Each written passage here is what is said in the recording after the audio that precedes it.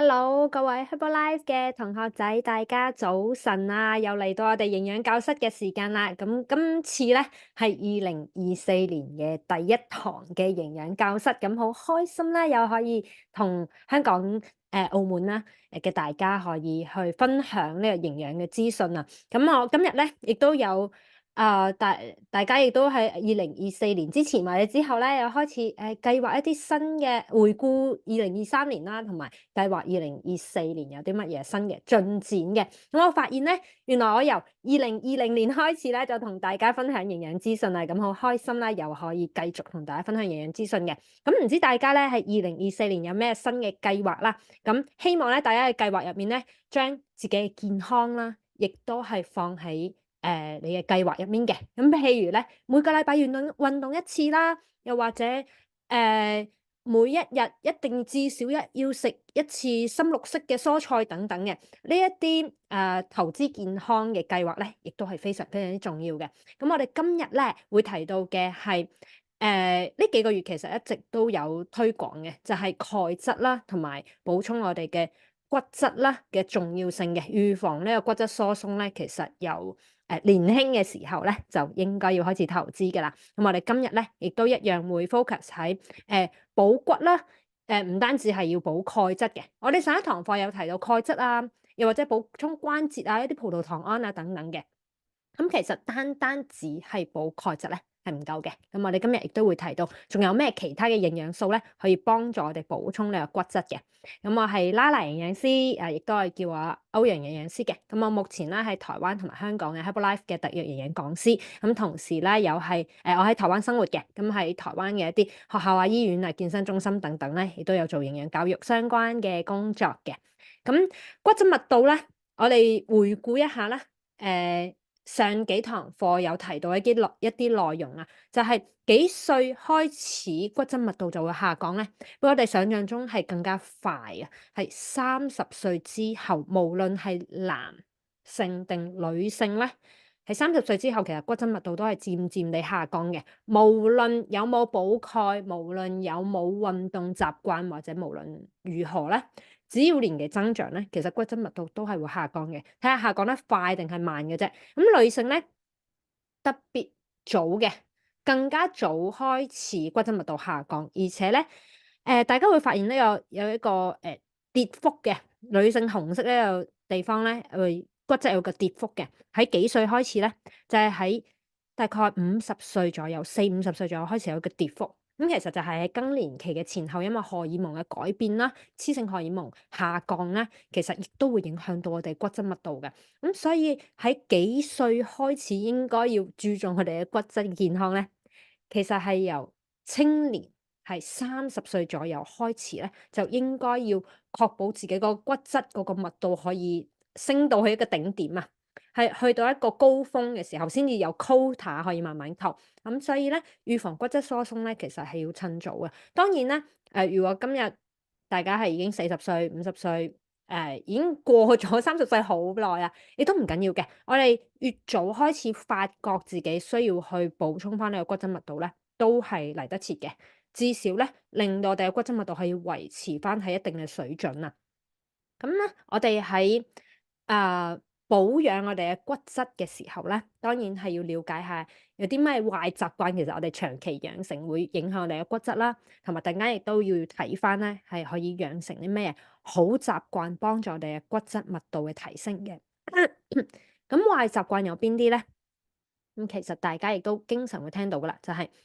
飲用過量嘅汽水啊。其實無論係咪可樂定係雪碧定係咩咧，只要係加工過後，然之後含糖嘅呢啲汽水咧，係含有呢個碳酸啊、磷酸啊呢啲成分嘅時候咧，咁呢個磷酸其實係會去容易令到我哋嗰個骨質去分解嘅，亦都係會影響到鈣質嗰個吸收嘅。咁所以咧，含有磷酸嘅過量嘅汽水咧，其實係譬如每一日都飲一樽啊，呢個快樂水啊，就係需要避免嘅。間唔中咧，可能節日啊飲下都 OK 嘅，但係咧，如果係長期去飲用嘅話咧，咁其實係非常之唔建議嘅。唔好意思啊，提一提。OK，咁另外咧，仲有過量嘅咖啡因都係嘅。其實任何嘅飲品或者食物咧都可以食，但係要提翻嗰個份量啊。咁譬如咖啡為咗提神，一日飲超過自己嘅需要量嘅，飲兩杯其實就已經超過，朝頭早一杯，下晝一杯，其實就已經基本上係超過咗我哋一日需要嘅可以攝取嘅一個咖啡因嘅含量嘅。咁一日咧，咖啡因最好咧係少於300毫克嘅。咁但係如果我哋平時咧去超市啊，又或者係 coffee shop 啊，去買一杯嘅 latte，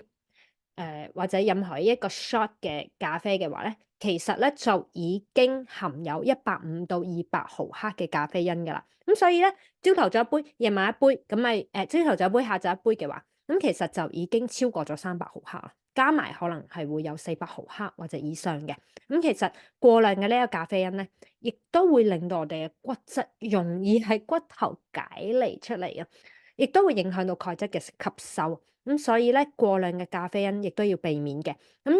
記得除咗咖啡之外啦，仲有一啲提神嘅一啲提神含糖嘅一樽樽一罐罐嗰種飲品啦，藍藍地色、銀銀地色嗰一類型嘅飲品咧，其實都係需要去注意嘅。只要係咖啡因過量咧，其實都需要注意。但係咧，好有趣嘅係咧，研究發現雖然茶係有咖啡因，但係因為佢咖啡因含量低，同埋咧茶入面有啲抗氧化嘅營養素，反而咧研究係發現長期飲茶嘅話咧，係唔會影響到嗰個骨質密度，反而咧係令到骨質密度係會提升嘅。咁呢個係比較特別嘅，即係含有咖啡因，但係咧只要係茶類啊含有呢個抗氧化嘅成分咧，反而係對於骨質密度係有好處嘅。咁另外就係第三個壞習慣咧，就係缺乏運動啊。畢竟我哋喺運動嘅時候咧，我哋有用到我哋嘅肌肉同骨頭嘅時候咧，其實係會刺激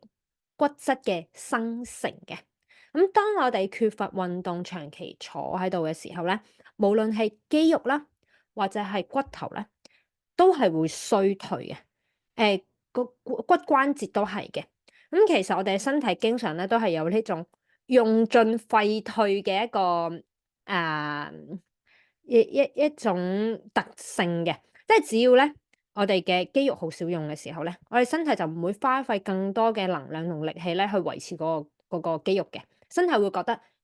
用唔到肌肉啦，咁我就將呢啲肌肉可能用去呢啲營養素就唔需要運送去到肌肉嗰度，咁所以經常缺乏運動啊，長期坐喺度咧，就會導致呢個肌少症啦。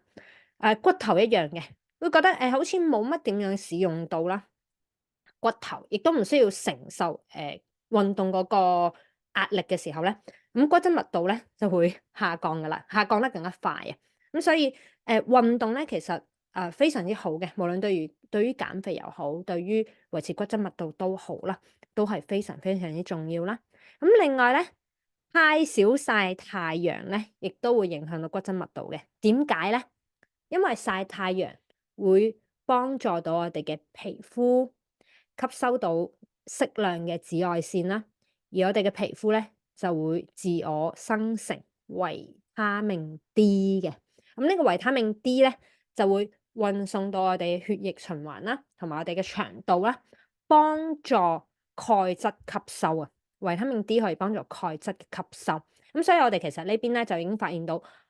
飲食上面唔單止淨係需要鈣質嘅，咁呢個曬太陽嘅呢個維他命 D 咧，亦都係非常之重要嘅一種營養素，幫助我哋嘅鈣質嘅吸收嘅。咁講完一啲壞習慣啦，我哋就要了解下，咁要可以養成啲咩好習慣咧？咁其實就係壞習慣反過嚟啦。如果缺乏運動嘅話咧，就變成規律運動啦。我覺得今堂課咧，亦都係好適合喺2024年開始嚟上嘅，因為好多計劃咧都係每個禮拜要培養呢個運動習慣啊，咁要培養頻率要幾高咧？需要做幾耐運動咧？其實亦都唔需要好多嘅，每個禮拜咧150分鐘咧，其實就已經幾足夠噶啦。咁除翻咧，其實就係隔日每一次30分鐘左右啦。至少咧喺屋企附近有公園仔又好，或者有操場又好啦，去行一轉啦，或者慢跑啦，都非常之好嘅。如果有條件嘅話咧，踩下單車亦都唔錯嘅。每個禮拜咧150分鐘，亦都差不多每一日或者隔日30分鐘，其實就已經非常非常之足夠。而且咧，就算分開運動都可以嘅，加埋有150分鐘就夠噶啦。咁譬如咧，翻工之前有15分鐘嘅時間可以動一動啦，喐一喐啦，亦都可以嘅，唔一定要儲夠30分鐘或者點樣嘅，只要有10分鐘、15分鐘咁樣都 OK 嘅，只要儲埋有150分鐘就可以啦。咁就可以幫助我哋降低嗰個運動嘅誒阻礙啊，即係有時咧，我哋需要一啲動力去喐動嘅。咁如果覺得咧，其實都唔係咁困難嘅，只要抽出10分鐘、15分鐘都可以嘅。咁其實慢慢咁樣養成呢個運動習慣咧，最重要就係去維持啦。每一次少少咧，其實都係非常非常之好嘅。咁基本嘅鈣質一定一樣係需要嘅，每一日咧1000毫克嘅鈣質。飲鮮奶啦，又或者飲奶昔都非常之好嘅。咁如果飲鮮奶嘅話咧，就係每1毫升大概1毫克。咁所以咧，譬如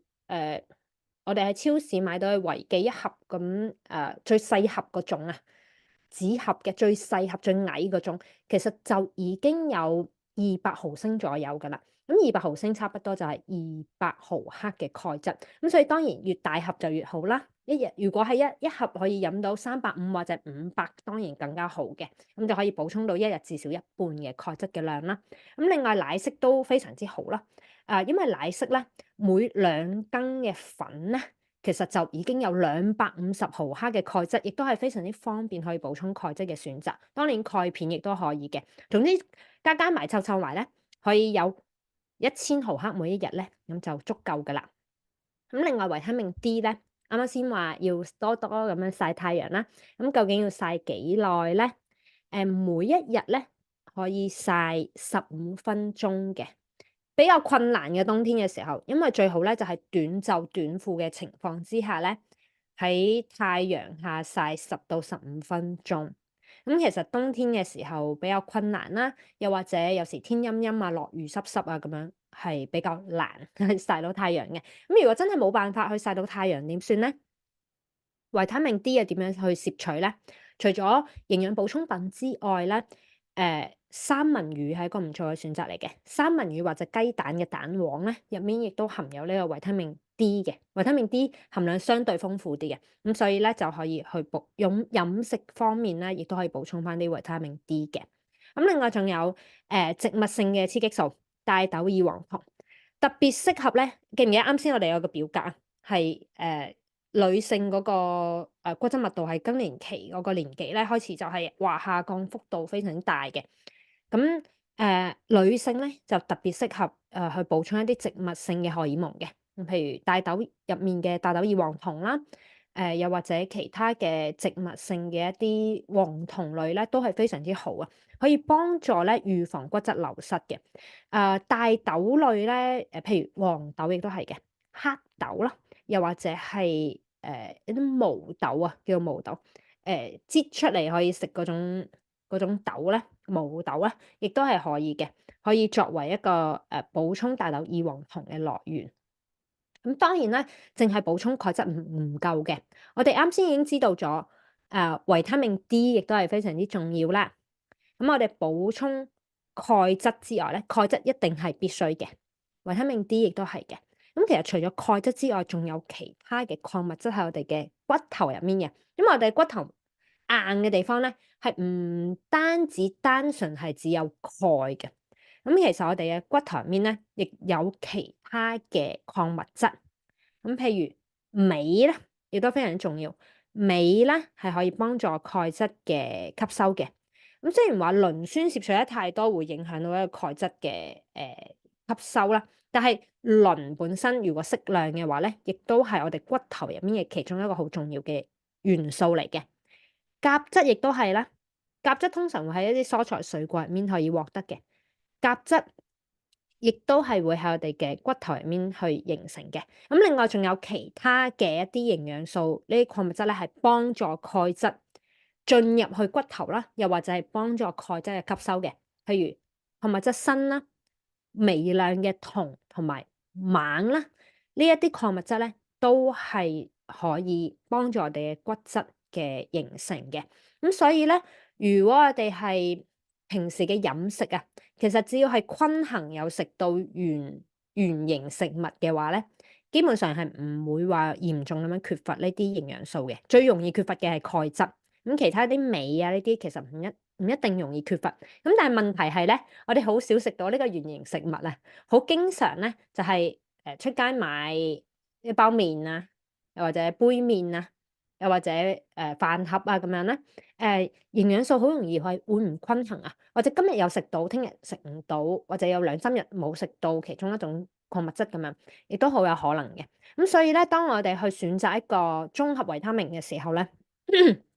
一啲營養嘅補充品嘅時候咧，就可以去睇翻，如果係特別是係 for 翻骨質健康嘅一啲營養素咧，睇下有冇呢幾種嘅礦物質，鎂、磷、鉀、鋅同錳啊，呢啲都可以幫助翻我哋嘅鈣質同埋骨質嘅健康嘅。咁另外仲有其他維他命都好重要嘅，除咗維他命 D 之外咧，仲有維他命 C 其實都係可以嘅。即係平時食生果咧，維他命 C 亦都可以幫助鈣質嘅吸收嘅。好多礦物質同維他命咧，好有趣嘅，佢哋會互相咁樣咧係好兄弟嘅，可以幫助互相嘅吸收率嘅上升嘅。咁同埋維他命 K 都好重要嘅。維他命 K 比較少去討論，但係其實維他命 K 亦都非常之重要。咁維他命 K 佢個功能咧，除咗係幫助凝血啊，幫助呢個血小板凝集之外咧，佢亦都係去幫助鈣質嘅吸收，同埋幫助呢個鈣質送到去骨頭入面形成骨質嘅。咁都係會需要用到呢個維他命 K。咁維他命 K 喺邊度嚟咧？維他命 K 主要係深綠色嘅蔬菜入面有維他命 K，當然動物性嘅亦都有嘅。喺一啲譬如雞蛋啊、蛋黃啊入面，亦都係含有好豐富嘅啲維他命 K 嘅。仲有一種食物好有趣嘅，維他命 K 咧係榜首嘅食物，但係好多人好驚嘅呢個食物咧，就係納豆啦。咁納豆入面嘅維他命 K 嘅含量咧，亦都係非常非常之豐富。咁仲有一啲營養素咧，譬如植物嘅植化素啦，啱先提到嘅大豆異黃酮，亦都係其中一種植化素之一嘅。咁仲有一啲譬如 β 胡蘿蔔素啊，又或者係其他嘅抗氧化物質咧，亦都可以幫助骨質嘅健康嘅喎。我哋陣間亦都可以睇下有啲咩植化素。咁 Omega 3都係嘅。Omega 3咧，最主要就係咧，因為佢可以抗發炎，特別是係 EPA 呢一種 Omega 3咧，只要係幫助到抗發炎嘅話咧，佢亦都可以去減少呢個骨質被解離嘅。因為當我哋身體咧係處於一個發炎嘅狀態，或者係譬如過重肥胖啦，全身係處於一個發炎嘅狀態嘅時候咧，骨質特別容易被抽出嚟。咁所以咧，Omega 3亦都係可以去保養我哋個骨質嘅。咁你睇下啦，食生果咧，亦都可以幫助骨質健康嘅喎。唔單止係飲鮮奶、飲牛奶可以幫助骨質健康，食生果都可以嘅。咁我哋睇下生果入面係有邊啲營養素可以幫助我哋骨質健康。咁譬如咧，柑橘類啊，又或者比較帶酸味嘅啲水果咧，入面有檸檬酸。咁呢檸檬酸咧係幫助我哋飲食上面鈣質咧，佢喺酸性嘅環境之下咧，吸收率係特別高嘅。咁所以我哋食鈣片嘅時候咧，好神奇嘅係咧，亦都可以同生果一齊食嘅鈣質。鈣質係食一啲酸嘢嘅時候一齊食咧，佢嗰個吸收率其實係會比較高嘅。咁另外維他命 C 亦都係啱先有提到啦，維他命 C 嘅咁譬如一啲花黏啊、奇異果啊、柑橘類嘅食物啊，其實都含有好豐富嘅呢維他命 C 嘅。咁呢維他命 C 咧可以提高鈣質個吸收率，因為維他命 C 其實咧佢亦都係一種酸性嘅物質嚟嘅，咁佢亦都可以幫助鈣質個吸收率啦。咁另外維他命 C 咧促進膠原蛋白合成，咁呢個大家亦都好熟悉嘅功能嚟㗎啦。維他命 C 咧幫助皮膚嘅膠原蛋白合成之外咧，其實我哋嘅骨質嘅比較中間嗰啲位置咧，係含有膠原蛋白嘅，亦都係需要膠原蛋白去撐住我哋嘅骨質嘅。咁所以咧，維他命 C 佢可以促進呢個膠原蛋白合成啦，對於骨質嘅健康咧，亦都有幫助嘅。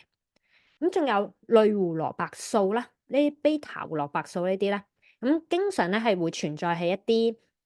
橙色或者紅色嘅黃色嘅一啲蔬菜水果入面嘅。咁譬如蘿蔔啦、木瓜啊、芒果啊、南瓜啊呢啲食物咧，都非常之好嘅。咁可以抑制食骨細胞。我哋嘅骨頭入面咧，有兩種細胞去影響呢個鈣質係離開定係入去我哋嘅骨質嘅。食骨細胞咧，佢係會去侵蝕一啲老化咗嘅骨質嘅。如果食骨細胞太活化嘅時候咧，咁其實我哋骨質就更加容易去解離啊，更加容易骨質密度降低嘅。咁如果係另一種細胞叫做成骨細胞咧，成功嘅成骨細胞嘅話咧，就係幫助呢啲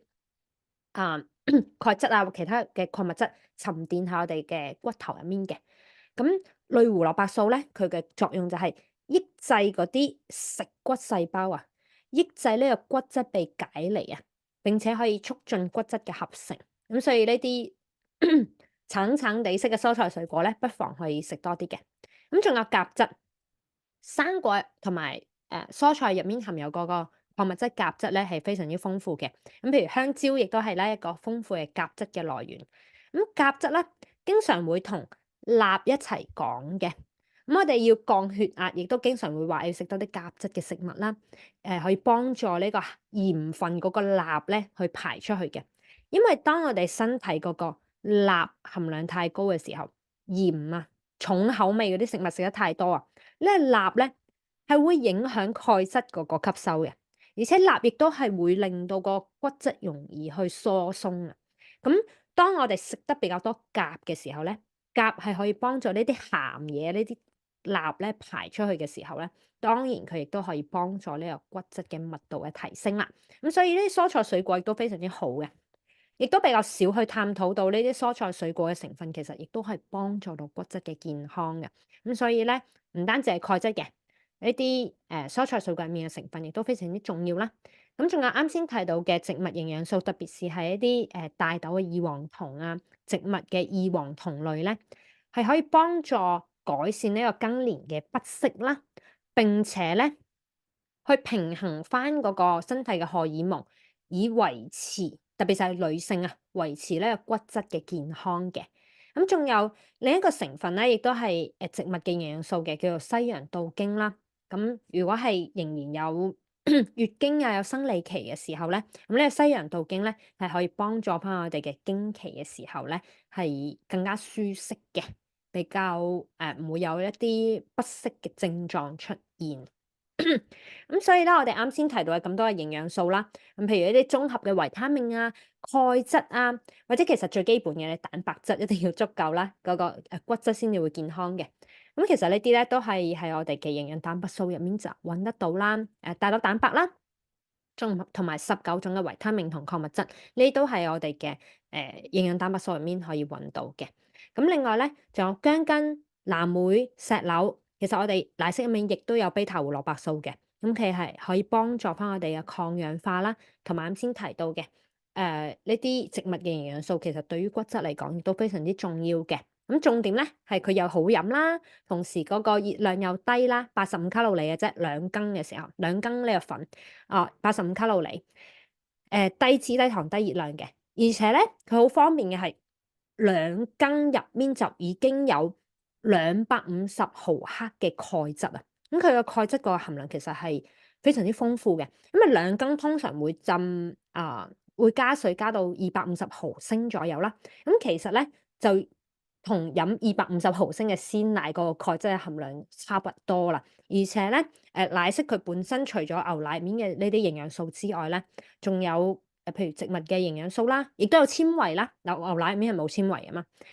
奶昔入面咧就有3.5克嘅纖維喺入面啦。維他命同礦物質嗰個量咧，亦都係比較豐富嘅。咁另外仲有多種維他命啊，其實多種維他命咧，佢本身亦都可以再去補充翻呢個維他命同礦物質啦，就好適合隨身攜帶嘅。咁譬如今日我係朝頭早已經飲咗奶昔，咁中午、下晝、夜晚黑譬如餐後啊，要再補充翻一啲維他命同礦物質嘅時候咧，咁多種維他命就會好方便啦。咁每日3次，每次1粒咧，就可以幫助我哋除咗肌膚嘅狀態更加好啦，骨質嘅狀態都會比較好啦。啱先提到嘅一啲需要補充嘅維他命同礦物質，其實都係我哋嘅多種維他命入面嘅。咁當然最基本嘅鈣片一定要嘅。鈣質啊，應該話最基本嘅鈣質係一定需要嘅。咁我哋嘅複合鈣片咧，佢係更加濃縮啦，每一粒咧就已經含有333毫克嘅碳酸鈣再加檸檬酸鈣。咁呢兩種鈣咧，同時可以達到高鈣嘅百分比同埋高鈣嘅吸收率。咁兩種鈣嘅好處都可以含有啦。咁每一粒333毫克，其實就已經等於咗你飲333毫升嘅鮮奶啊！其實就係大盒裝嘅鮮奶噶啦，因為細盒裝差不多200毫升啦。咁如果係再方形少少嘅大盒少少嘅呢個鮮奶咧，差不多就係350毫克左右，350毫升左右。咁其實好方便嘅係，如果今日我冇辦法飲奶嘅，我飲奶會肚屙嘅，唔中意飲奶啊咁樣，咁其實食鈣片亦都係非常之方便啦，每一粒就含有333毫克嘅鈣質啦，而且同時咧，亦都有維他命 D，有鋅、有銅、有鎂，啱先提到嘅幫助鈣質更容易吸收利用嘅一啲礦物質，亦都有喺我哋嘅複合鈣片入面。而且複合鈣片入面嗰個維他命 D3咧，係同我哋曬太陽生成嘅活性嘅維他命 D 係同一種維他命 D 嚟嘅。因為市面上咧可以揾到嘅有啲維他命 D 係 D2 嘅，